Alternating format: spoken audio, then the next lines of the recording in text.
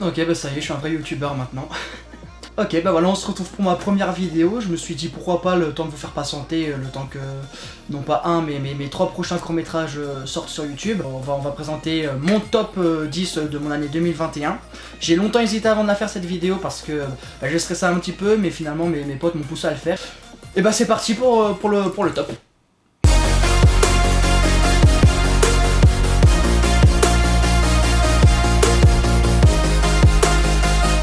Donc il y a eu énormément de surprises dans le top de cette année, dans ce top 10, il y en a plein que je m'attendais pas du tout à voir dans ce top.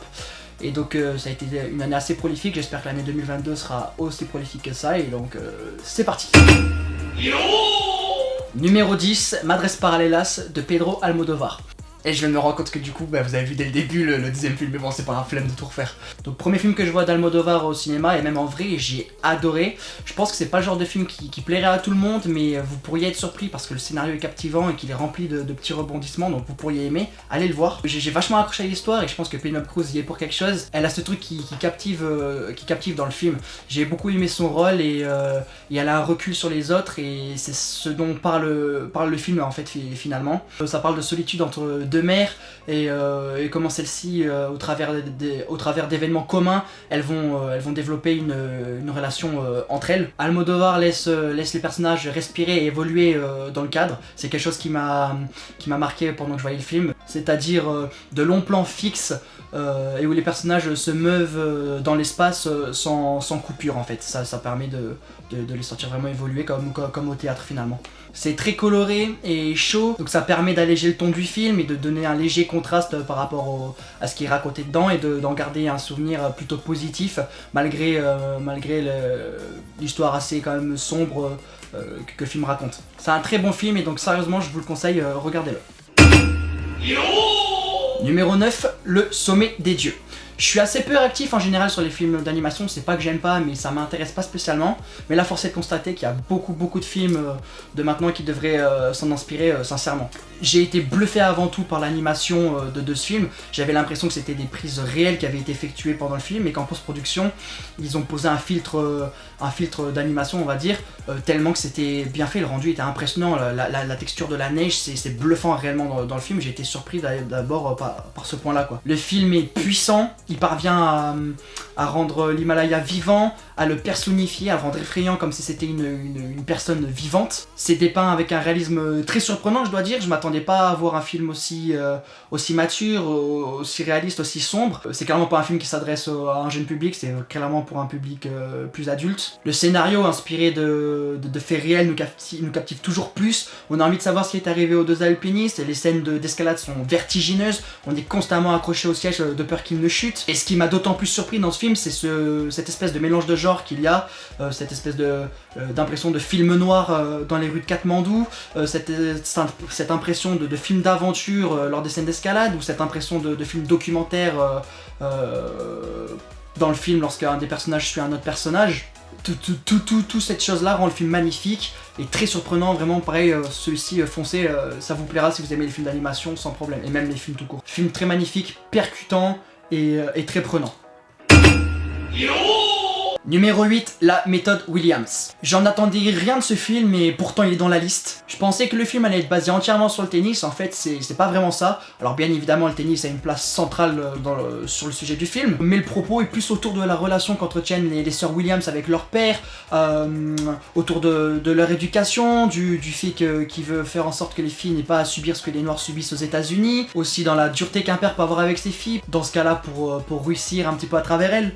Et le film jongle très bien entre tout ce que je viens de dire et le tennis justement, et c'est ça qui est incroyable dans ce long métrage. C'est rempli d'optimisme, il n'y a qu'à voir au niveau de l'ambiance, c'est chaud, c'est dynamique, c'est un film qui fait plaisir à voir. On suit avec entrain l'évolution de Venus Williams jusqu'à une scène finale d'une maîtrise extraordinaire et d'un stressante comme on aime. Il y a des scènes très touchantes entre la famille et qui vont parler à beaucoup de monde, je pense. Will Smith dedans, dont je suis pas un très grand fan, se démarque. C'est agréable de le voir jouer, et on sent qu'il a pris ce rôle, que ça lui tenait à cœur de jouer King Richard, j'ai le nom en anglais, je sais plus comment il s'appelle. Très très bon film également, je vous le conseille. Numéro 7, Cruella. Autre surprise dans ma liste, j'aime pas vraiment Disney, j'ai horreur de Disney. J'aurais jamais cru, mais il faut savoir reconnaître quand un film est bon, et là c'est le cas. J'ai vraiment pris mon pied. J'avais l'impression par moment de regarder une comédie musicale avec tous ces plans successifs sur les tenues de Cruella, toujours de plus en plus extravagantes sur le tapis rouge, les couleurs changeantes lorsque Cruella est sur le devant de la scène, les musiques qui s'enchaînent, le rythme effréné du film, et Emma Stone qui s'éclate dans ce film et qui est super vivante dans son jeu. C'est réellement l'impression que j'ai eu sur ce film de regarder une comédie musicale où ça chante pas. C'est très dynamique, c'est très créatif, c'est très vivant réellement. Il y a une vraie évolution sur le personnage de Cruella qui pareil, qui est agréable à suivre et le film sort du lot au niveau de la création des costumes, au niveau de la direction artistique et des décors. Il y a un vrai travail qui est fait dessus, il y a une vraie accentuation dessus, pareil sur la photographie, et j'espère réellement que le film va être nommé dans ces catégories-là aux Oscars, voire même être récompensé parce qu'il y a un vrai taf qui a été fait dessus quoi. Et le point fort du film, c'est vraiment Emma Stone, comme je l'ai dit. Elle s'éclate avec brio à nous montrer plusieurs facettes de son personnage sans jamais cabotiner. En fait, elle est même à la limite du cabotinage, mais elle l'est jamais. Et c'est ça qui est exceptionnel. C'est vraiment pas pour rien que c'est mon actrice préférée. Elle est vraiment top dans ce rôle et vraiment, elle est parfaite. Y a rien d'autre à dire sur elle. Très très bonne surprise ce film, je vous le conseille aussi. Numéro 6, The Suicide Squad. Je vais pas le comparer au premier parce que le premier a jamais eu la chance comme celui-ci de sortir dans la version initiale qu'il aurait dû avoir.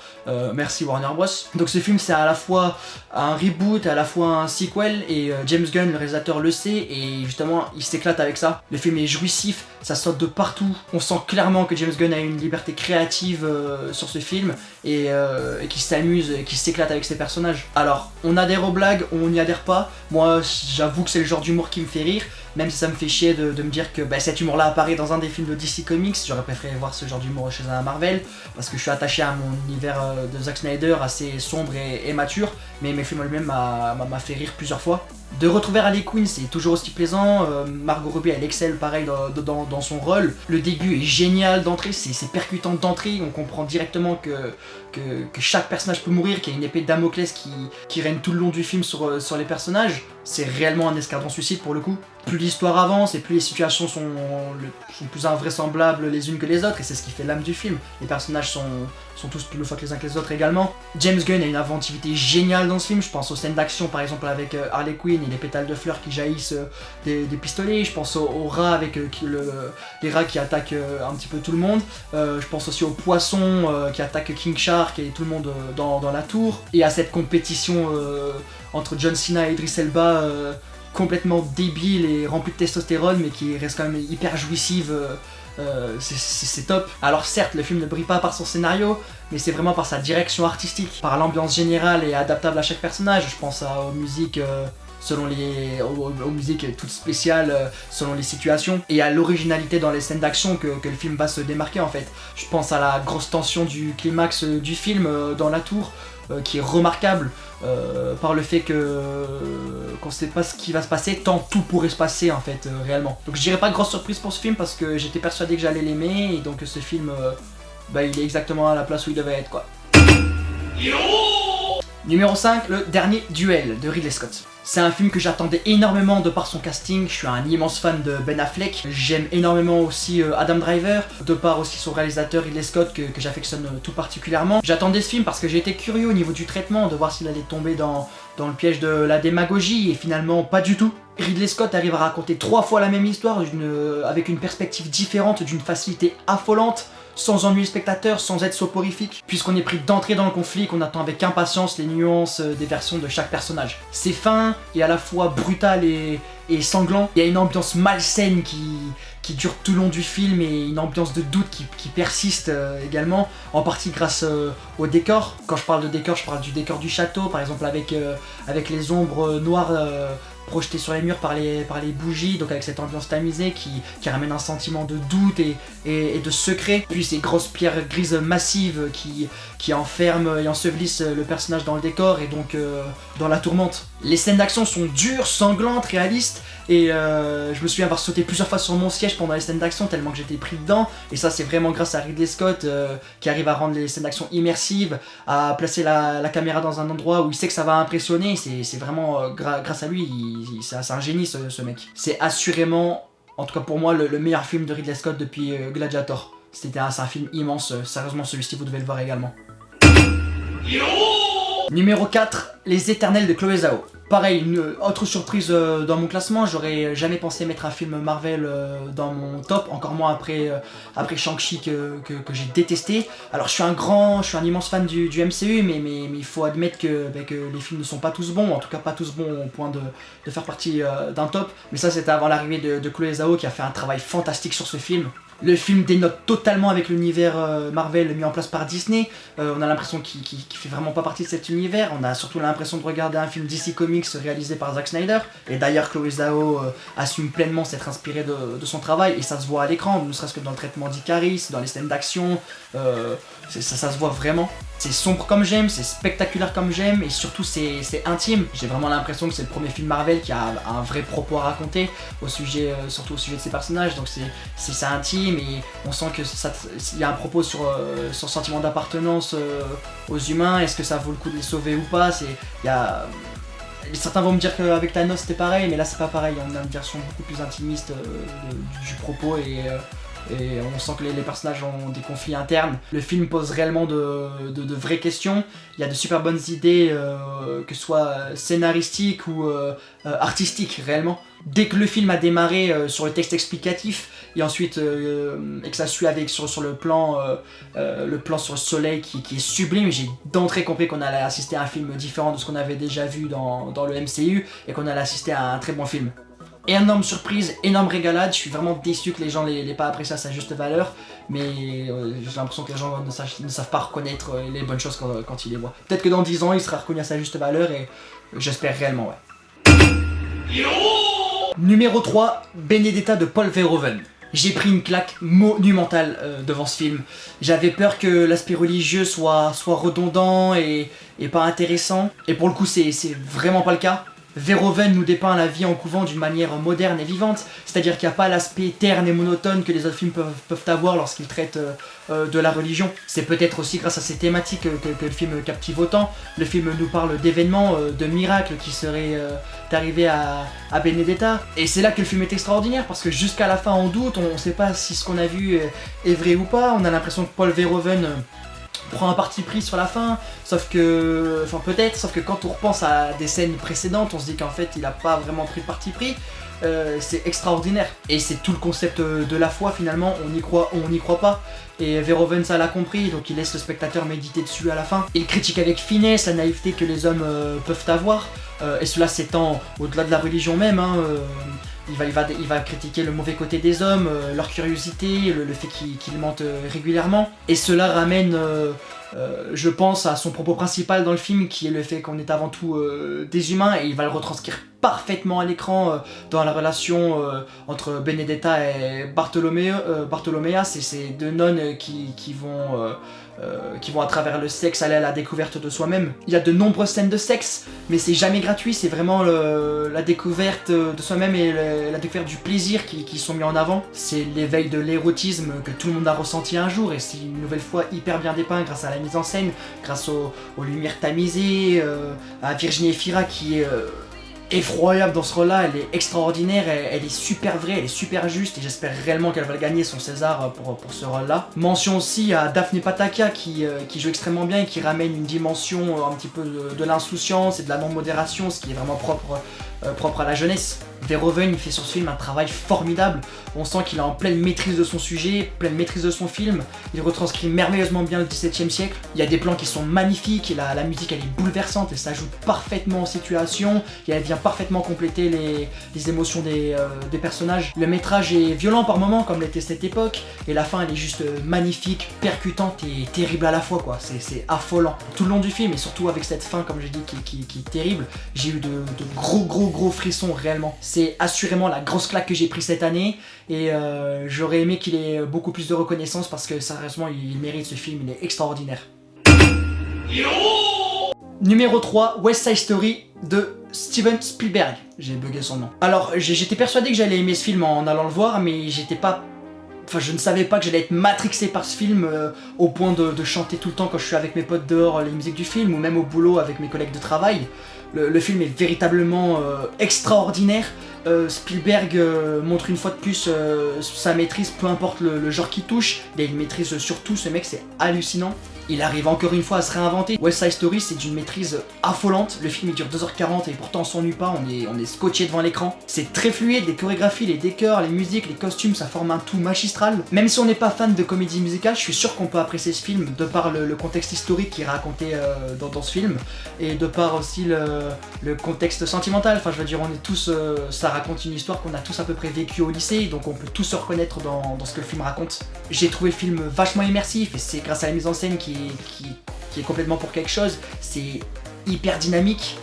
Je me suis reconnu dans quelques personnages, et lors des scènes de danse et de chant, j'ai été littéralement transporté dans l'univers du film.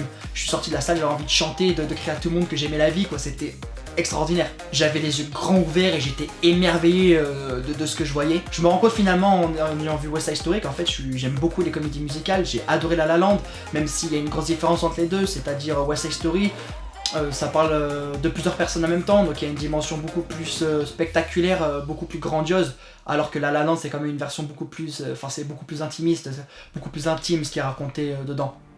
Le film jongle merveilleusement bien entre tous les personnages, ils ont tous quelque chose à raconter, ils sont tous respectés. C'est une fraîcheur hyper agréable, Spielberg pour ce film arrive à tout entrecroiser merveilleusement bien, et c'est pourquoi je pense que c'est son chef-d'œuvre absolu. West Side Story, presque film de l'année. On passe aux mentions honorables avec Délicieux, Promising Young Woman, Une affaire de détail, Don't Look Up, Eiffel, Last Night in Soho, Malcolm et Marie, Gagarine et Envole-moi. Numéro 1, The Day We Die. Non, je déconne, mais si vous l'avez pas vu, allez le voir, ça me ferait plaisir d'avoir vos retours, donc dépêchez-vous là. Numéro 1, Zack Snyder, Justice League, motherfucker. Putain, un film de 4 heures ultra jouissif. J'étais comme un dingue sur mon canapé avec mon meilleur ami, et je pense que j'ai plus ressenti ça devant un film depuis Once Upon a Time in Hollywood, littéralement. On est au paroxysme du style de Snyder, et si on y adhère, c'est la kiffance totale. Les plans sont soignés, sont spectaculaires, et le scénario a l'ampleur d'une épopée. C'est très bien rythmé, et je vous jure que même si le film dure 4 heures, vous vous ennuyez pas une seule seconde, réellement. Mon seul regret quant à ce mastodonte, c'est l'impression que le côté blockbuster de super-héros est un petit peu plus accentué que dans les précédents films de Snyder, un peu plus que dans Man of Steel ou Batman vs Superman par exemple. Alors je dis pas qu'il y a que ça, bien évidemment que non, et heureusement, parce que le film a quelque chose à raconter, il a un propos, ne serait-ce que autour du deuil ou l'acceptation de soi-même et des autres et la rédemption. De toute façon, Snyder a toujours quelque chose à raconter dans ses films, mais là c'est peut-être le fait que le film fasse 4 heures et que forcément les scènes sont plus longues que j'ai juste cette impression là, c'est mon seul bémol du film. La Snyder Cut est magnifique, le ratio 4/3 donne un sentiment de grandeur et d'épique supplémentaire au film, c'est super beau réellement, ça gêne pas. D'ailleurs il y en a plein qui critiquaient ça, mais finalement plus personne n'en a parlé une fois qu'ils ont vu le film. Ce qu'on voit à l'écran c'est impressionnant, le film est rempli de scènes magnifiques et émouvantes, et si vous êtes quelqu'un de sensé, vous devriez avoir réagi logiquement. C'est d'autant plus incroyable qu'on s'est battu pendant 4 ans pour l'avoir cette version, et qu'on a enfin ce bijou de Snyder devant nous, c'est affolant, c'était inespéré, et pourtant on l'a, donc c'est d'autant plus mérité qu'il ait cette place 1, et le film, comme je le me répète, était extraordinaire, j'ai passé 4 heures merveilleuses devant, et je regrette vraiment pas de l'avoir vu quoi. Voilà, c'est terminé pour ce top 2021, j'espère que l'année 2022 sera aussi prolifique que cette année parce que ça a été rempli de surprises. J'espère que cette vidéo vous a plu, si vous êtes intéressé par d'autres vidéos, dites-le moi en commentaire, si même vous voulez partager vos films préférés, je serai hyper content de lire et de lire ce que vous avez aimé et qu'on puisse en débattre. A la prochaine, et comme dirait Durandal, regardez des films.